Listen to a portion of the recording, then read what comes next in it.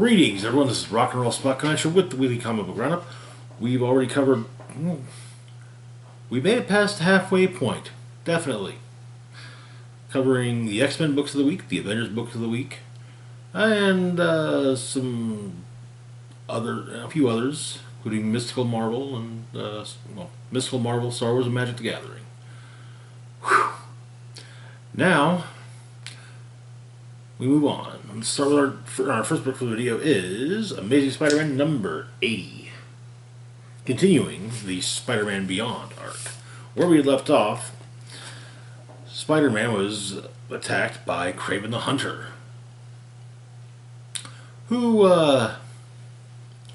managed to hit him with some poison darts filled with hallucinogens. And yeah, the last issue ended with Ben Reilly tripping balls.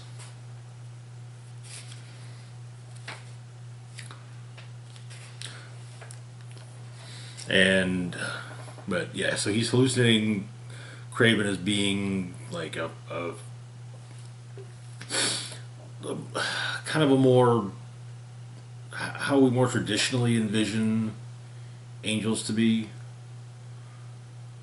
Being, probably a war angel of some type, but flaming skull, wings, of course, his trademark spear. But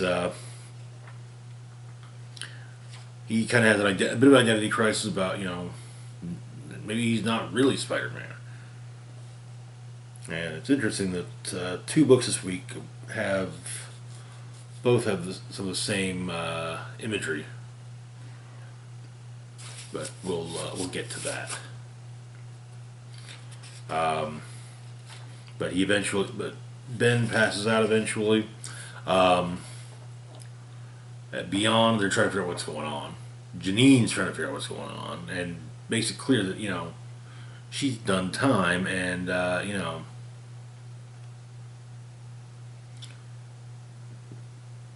she will drop kick Marcus in the sternum to protect Ben. And tap dance the theme Cheers all over his sternum. But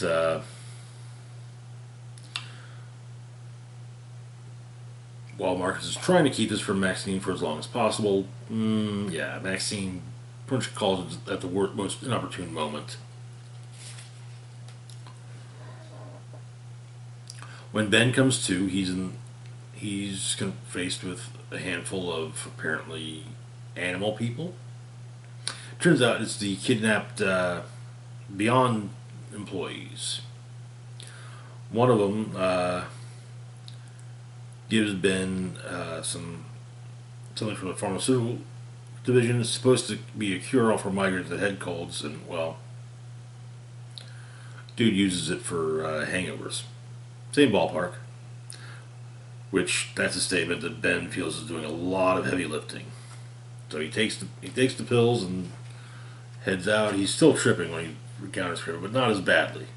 Kraven no longer has wings, but the fight continues. The poison wears off, and he's being kept at a facility.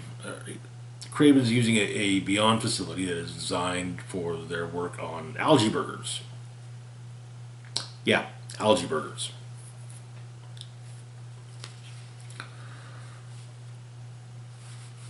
But Kraven gets knocked into the algae and sets off an explosive.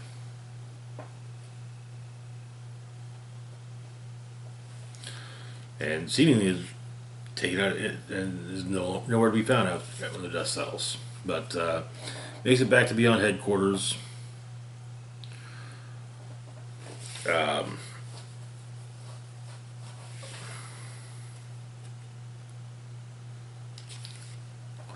Marcus gets Ben all patched up. Tells Maxine that what's going on. And even thinking about giving Ben the rest of the week off. He's kind of deserved it. But it turns out in the meantime, Maxine is dealing with with legal matters. considering the copyright infringement by the Spider-Man of Brooklyn, which we've already seen. The Beyond lawyers have since served Miles with a cease and desist order. That's going to be next issue. We also have ourselves a slight backup. Aunt May is on the starts off with Aunt May on the phone talking with Peter's doctor as she walks to a diner. And she's putting her damn foot down. But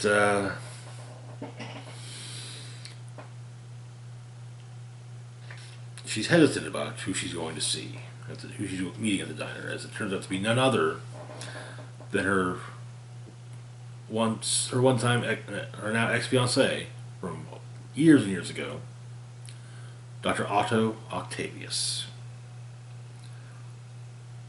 And she makes it clear, kind of a, hey, look, no split hairs. I know who you are. I know what you've done. She doesn't know all of it, but hey. And but she does need his help, namely his brain. Explaining that something's wrong with, Peter's in the hospital. Something's wrong with him. The doctors don't know what it is, and well,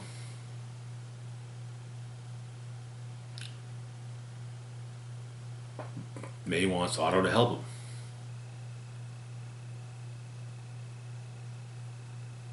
Though he does say he'll need his work suit before he can. And that is where the issue ends. And that's actually setting up the next BEY Amazing Spider-Man. So, yeah. The Beyond story is honestly really fun.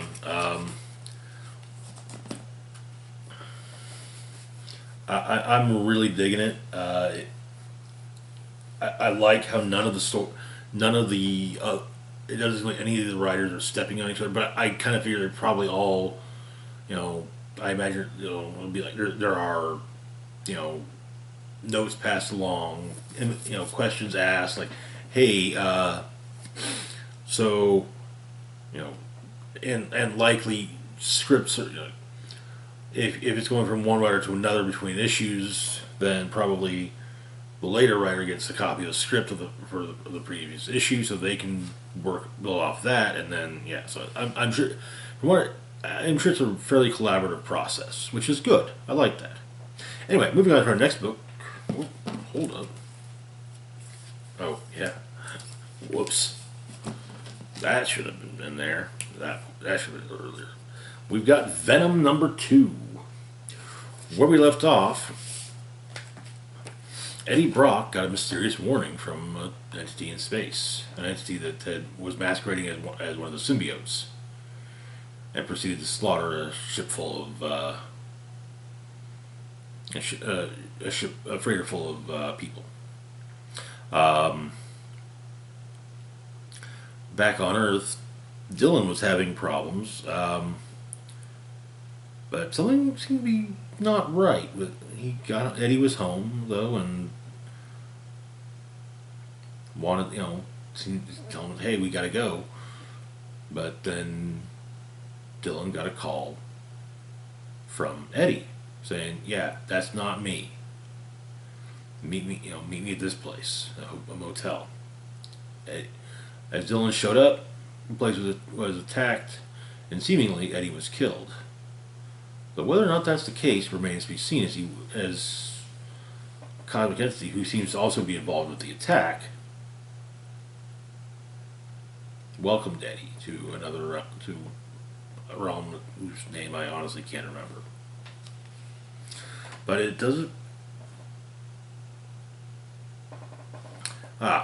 That's how it was explained. Eddie's consciousness became unstuck in time, and he arrived before the mysterious Meridius at Meridius's garden. Meridius is also involved in the attack that caused Eddie Brock's seeming death. It does appear, writer-wise, Al Ewing is not going to be co-writing every issue. I think probably just the issues that deal with the space stuff. Ram V appears to be the regular writer, but still. That's fine. That's totally fine. But Dylan is constantly thinking about his father's death. Yeah, Dylan fought the soldiers that showed up, and yeah, there's a lot of badly injured soldiers. But he goes on a run. He got a voicemail from Eddie, and he checked it, saying, go to California. San Francisco. I think San Francisco was where Eddie lived for a while, after all.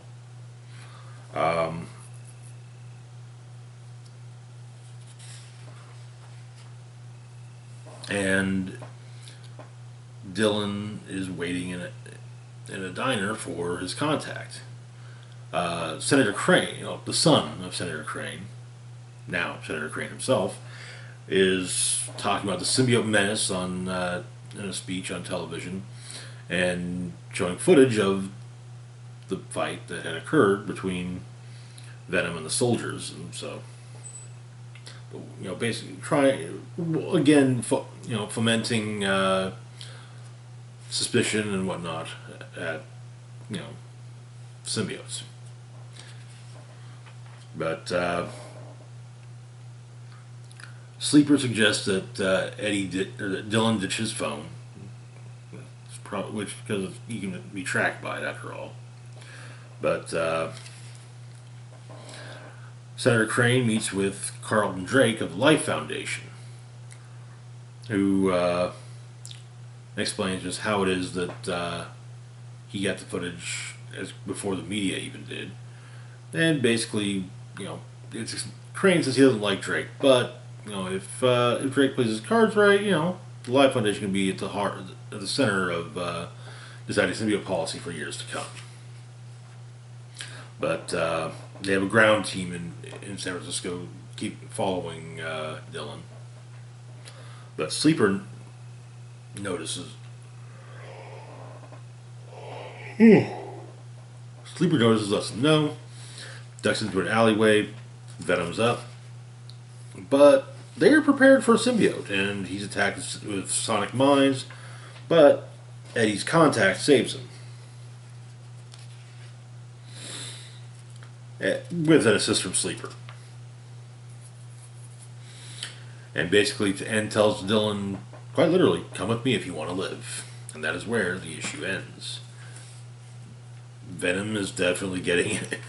Venom started off interesting, and it's getting more and more interesting as it goes on. So, yeah. It's going to be... I'm a little bummed that we didn't get any more with Meridius or Eddie, but, hey... Seems like a pretty full issue already, so that's fine. Anyway, moving on to our next book, we've got Justice League Incarnate, #1.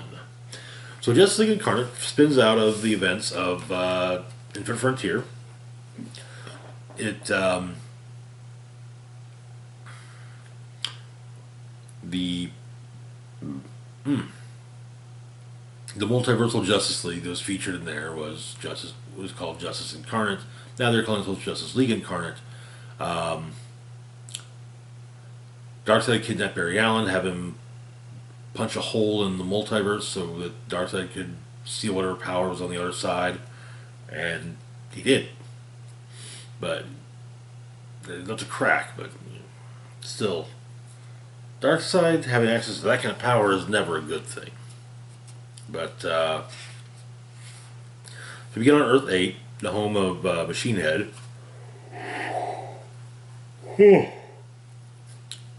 Machine Head was is the Iron Man analog of Earth 8, which is largely is based on the Marvel Universe, and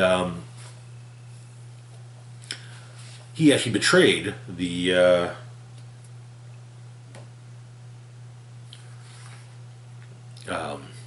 Justice Incarnate and was killed for it by Darkseid. But at the Retaliator's Tower, they're wondering just where the hell Machine Head is. Yeah, the Retaliators, not the Avengers. We have Red Dragon, Deadeye, Big Baby, Silver Eagle, and I'm not sure who the other one is, but the Dr. Multiverse shows up with Machine Head's helmet, saying he's explaining that he's dead, and also kind of what's happened, and that it seems the multiverse is sick. And she pointed out the crack in the multiverse.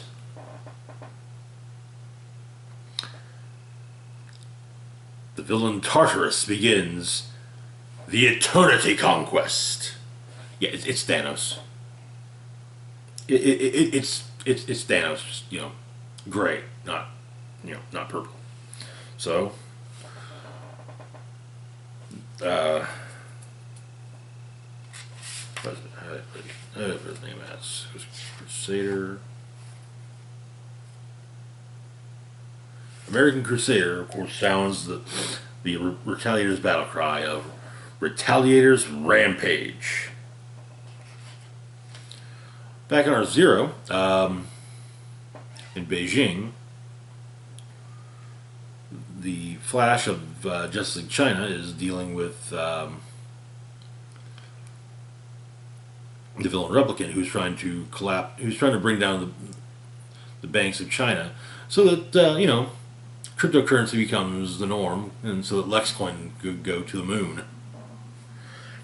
But his suit his Humanifold has been updated with the power of an additional villain, Multiplex. So he's got foot soldiers.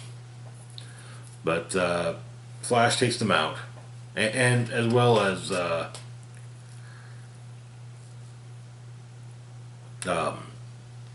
Dumbass, while Flashpoint Batman and Earth 20 and Carl Ellis watch. After they're done, Earth 22, Earth 23. After they're done, they go to talk to her and like, we need you. So she goes to House of Heroes, meets Aquawoman, Captain Carrot, Thunderer, Mary Marvel, Dino Cop, who is totally not just, Savage Dragon. Totally not. No way. Because we run out of what's happened. They go to Earth 8. And Silver Eagle, Falcon, is cradling the dying body of American Crusader.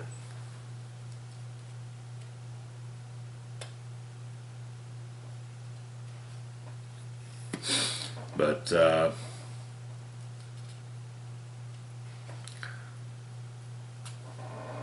Justice Incarnate has to take on Tartarus, Dr. Multiverse, a unique being within the multiverse. One of a handful of unique beings in the multiverse who has no other multiversal counterparts also gets involved. But however, before things get really nasty between Tartarus and Justice League Incarnate, Darkseid arrives. Tartarus, of course, welcomes the chance to see just who's stronger. So yeah, we get Thanos versus Darkseid. Also, Tartarus is wearing gauntlets or armor forged from the melted ore of the 8 rings of the ancient spectrum, the emotional spectrum. But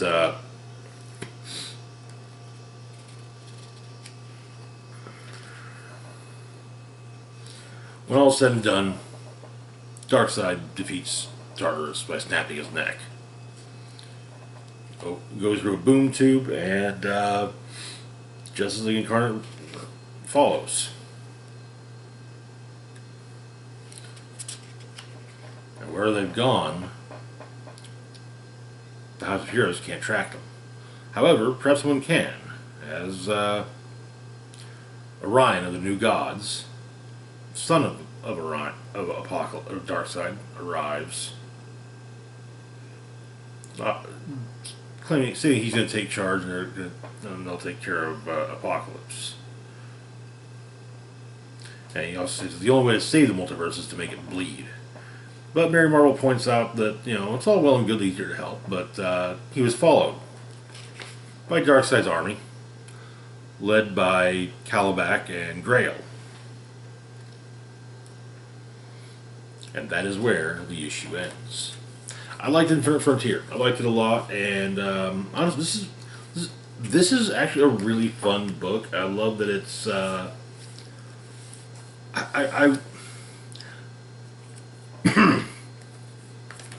I love stuff with multiverses, especially in comics. I really do, and I especially like when a title that's part of mainstream continuity deals with the multiverse. And so, yeah, this is the Justice League Incarnate miniseries is going to be probably something I'm going to really enjoy. But anyway, moving on to our next book, we've got Justice League Dark 2021 Annual. So this, alright, so since Justice League came back after Future State, it's been running a backup story every issue featuring Justice League Dark.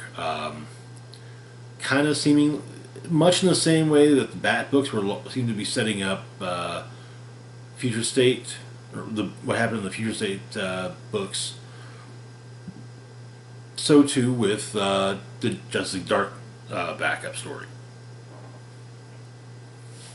But Merlin had returned, and was apparently wreaking havoc and causing problems. Lots of problems.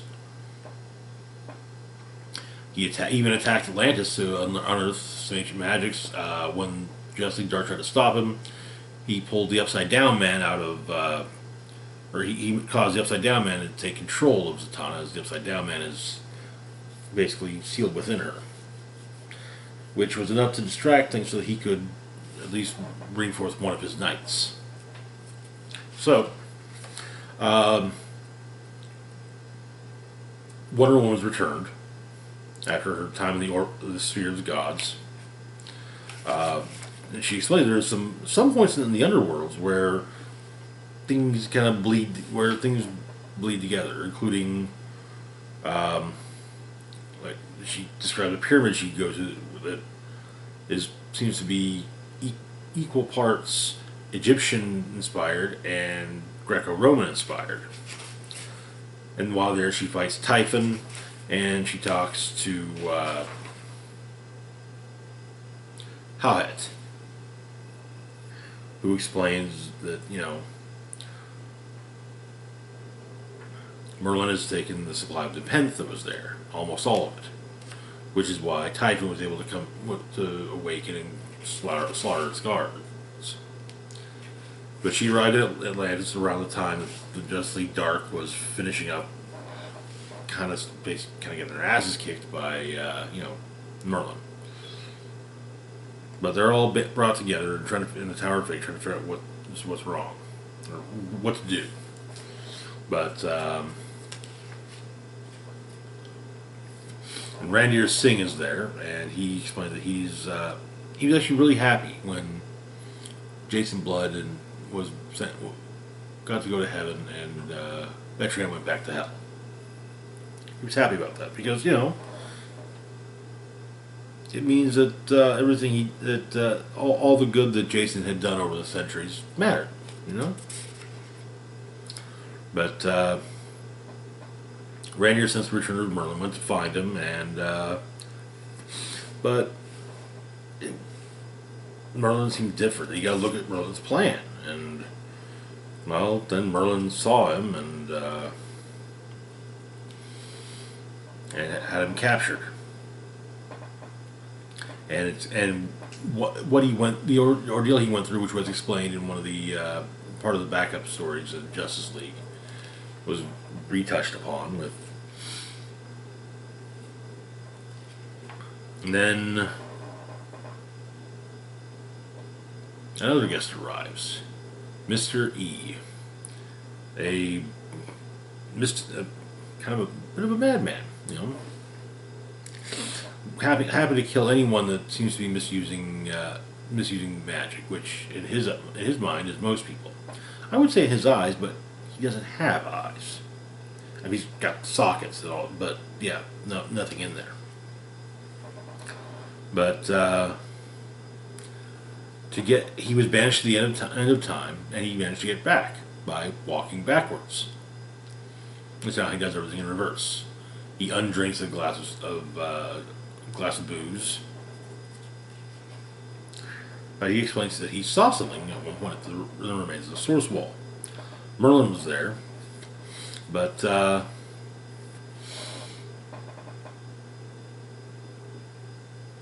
Yuga Khan, the father of Darkseid,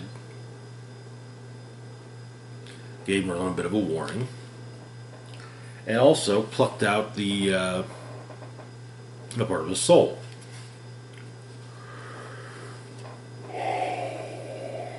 Ugh, there we are. But no, that part is revealed till later.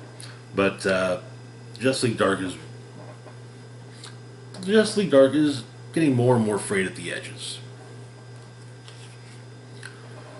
But so after their meeting, they all part ways until Mr. E returns to Dr. Zatanna.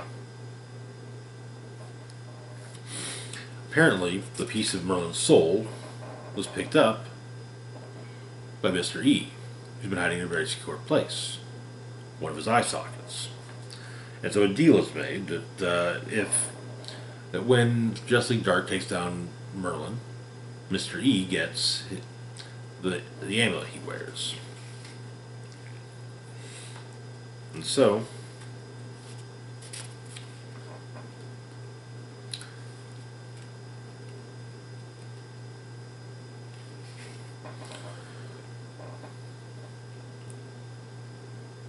they've got to basically plan out how to take down Merlin.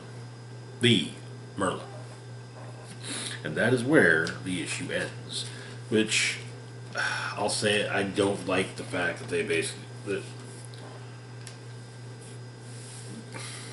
Justice League Dark backup stories feel like they should have been the first few issues of Justice League Dark ongoing, with this as being an oversized kind of conclusionary part, or like maybe the Justice League Dark backup should have been a miniseries, and this being the first issue of an ongoing.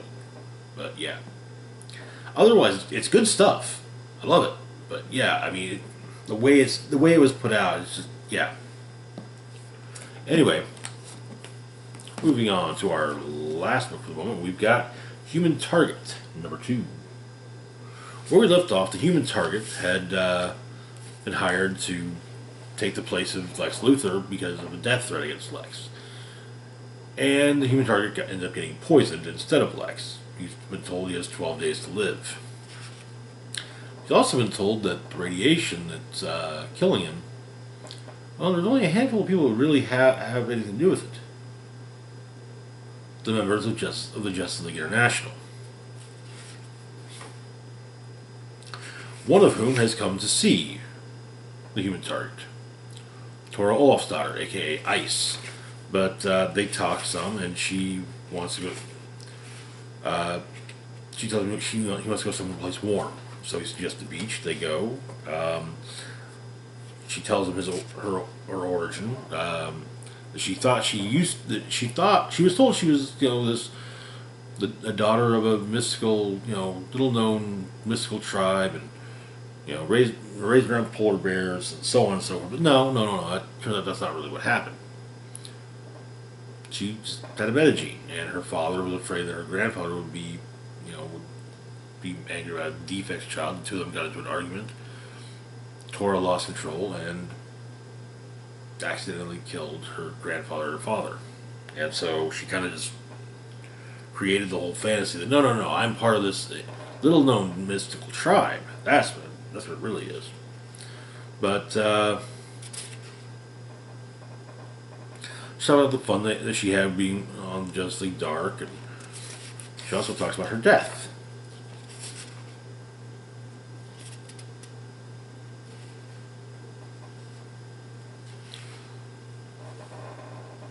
But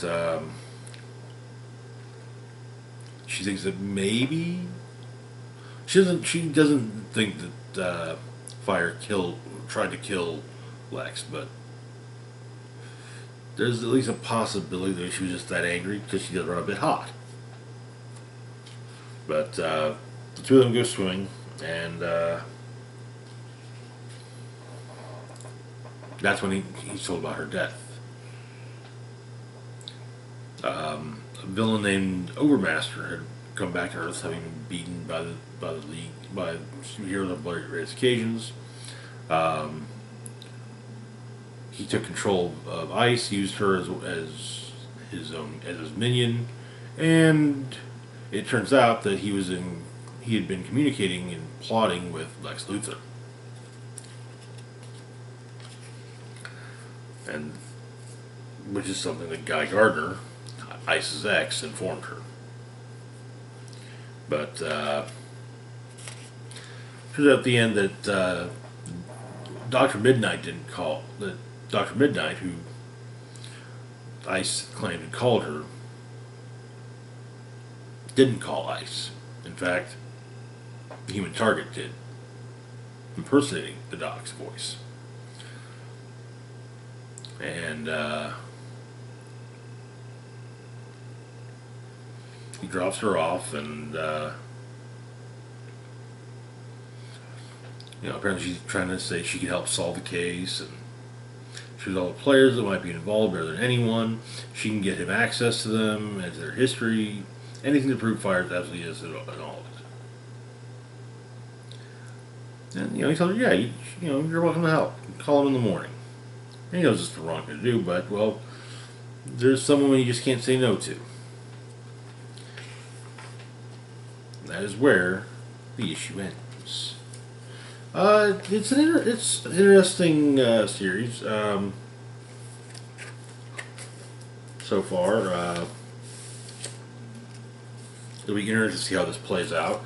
It's interesting to see. It's very interesting to see DC kind of take one of the most well-known, lighthearted runs and darken it up a bit. After all, the old Justice League Dark run is probably one of the more openly comedic comic books that have been around for something. It's ever been around, really. But anyway, that's going to do it for now. As always, feel free to like, share, and subscribe. Links to my Facebook, Twitter, Patreon, and PayPal can be found in the description box down below. This is Rock and Roll Spock signing off, saying live long and rock hard.